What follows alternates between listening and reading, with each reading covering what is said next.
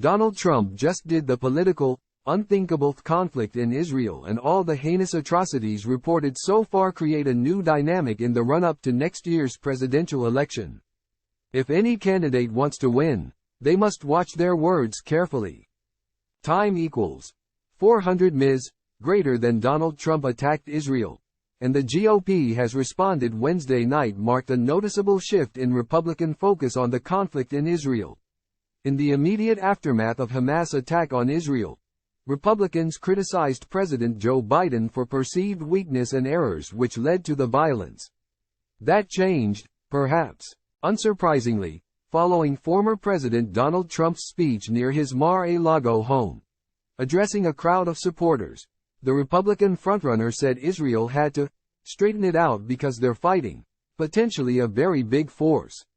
He labeled Israeli Defense Minister Yoav Gallant a jerk, while repeatedly describing Hezbollah, the militant Islamist group in Lebanon, as very smart. "I'll never forget that Bibi Netanyahu let us down," Trump said, referring to the U.S. drone strike which killed Iranian Major General Qasem Soleimani in January 2020, which he claimed Israel pulled out of at the last minute. "That was a very terrible thing." Time equals 400 Ms. greater than Trump weighed in further on Prime Minister Netanyahu on Thursday, saying he was not very prepared for a potential Hamas attack. His remarks prompted quick criticism from Republican rivals. Rivals weighed in Florida Governor Ron DeSantis, who trails Trump by more than 30 points in the poll, slammed the former president shortly after his remarks.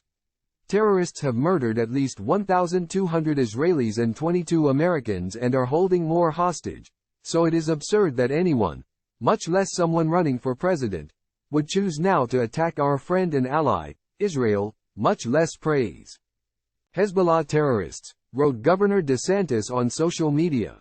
A spokesperson for the Republican candidate added that Trump's remarks were disturbing and disqualifying. His once ally and former Vice President Mike Pence also addressed his ex-superior's comments in a radio interview on Thursday.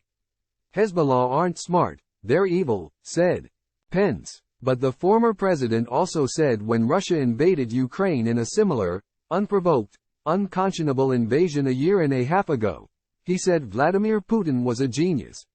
Trump's shameful comments drew the attention of Israeli Communications Minister Shlomo Karhi, who said, "A former U.S. president abets propaganda and disseminates things that wound the spirit of Israel's fighters and its citizens.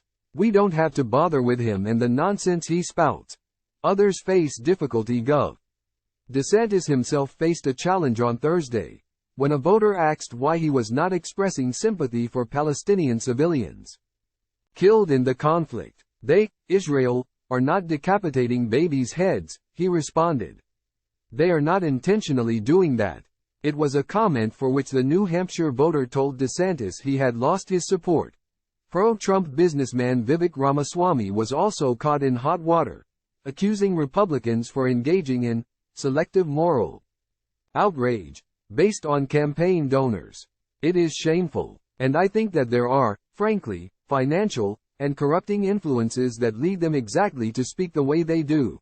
That's just the hard truth," Ramaswamy said, prompting a social media back and forth with Republican Congressman Dan Crenshaw of Texas, who called the outsider a Hamas apologist and a clown. Time equals 400 Ms. greater than the conflict in Israel and all the heinous atrocities reported so far create a new dynamic in the run-up to next year's presidential election. If any candidate wants to win, they must watch their words carefully.